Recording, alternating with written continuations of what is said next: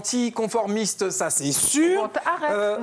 Mais quoi? Arrête. Mais non. Et par-dessus tout, audacieux. En tout cas, je parle de tous les membres de cette association. Ce soir, nous avons le plaisir de recevoir la directrice artistique d'Audace, Sergine Boutrin, pour un pré-bilan du mois d'avril consacré aux poissons et surtout à l'Atipa d'Alfred Parépou. C'est pas bien ce que j'ai dit? Non, le début, ça m'énerve. Pourquoi? Parce que ça suffit. Bon, d'accord, je sors. Je m'en vais.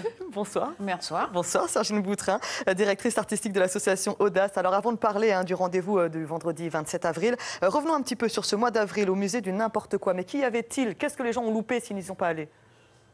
Le poisson, à l'honneur. On a parlé d'Atipa, on a parlé du roman, de l'auteur. Il y a une dizaine d'artistes et d'artisans qui ont créé autour de l'Atipa, autour du poisson, aussi bien en peinture, en vêtements, en tableaux, en bijoux. Oui, alors en lampe aussi, il y a quelqu'un qui a Des fait lampes, une lampe en calebasse. Elle était superbe, là, je l'ai vendue tout de suite. Ah oui. C'était Donc avec genre- quoi? Avec Avec la les carapace et sculpter des Atipas dessus. Ah d'accord, d'accord. Parce qu'on peut faire. Oui, oui, à croire que c'était avec le poisson et Ah les oui, oui, écailles. oui, parce qu'on peut faire des choses avec les écailles. Ça aurait pu, Pourquoi pas, bien sûr, voilà, pourquoi pas. mais en fait, souvent, je me dis que certains... Ici, les gens n'osent pas justement sortir de l'habituel tableau où on pourrait récupérer les écailles d'Atipa et en faire une sculpture. Bien sûr, il y a des choses magnifiques à faire.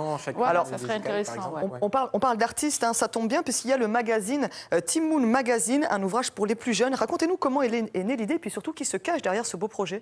Alors, le magazine est né parce que la CTG avait lancé en 2017 l'année Atipa. Oui. Et avec les mouvements importants qui ont eu lieu, ça a pris un petit peu de retard, ça a décalé.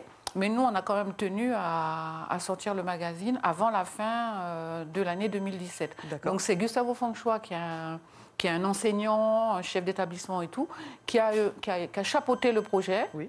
On s'est rencontrés, il m'a demandé est-ce que ça nous disait de le porter, parce qu'il fallait une association pour porter le projet.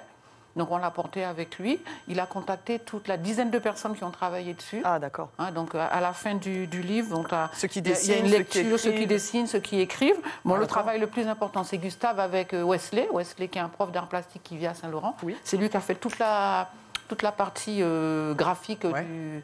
L'illustration, tout ça, voilà. Et donc, on l'a réservé aux 7-12 ans, mais en fait, il y a tellement d'informations dedans que tout public, tout le monde peut le lire, le consulter et en prendre de l'information. Parce que le lire Atipa, c'est quand même pas facile. Hein.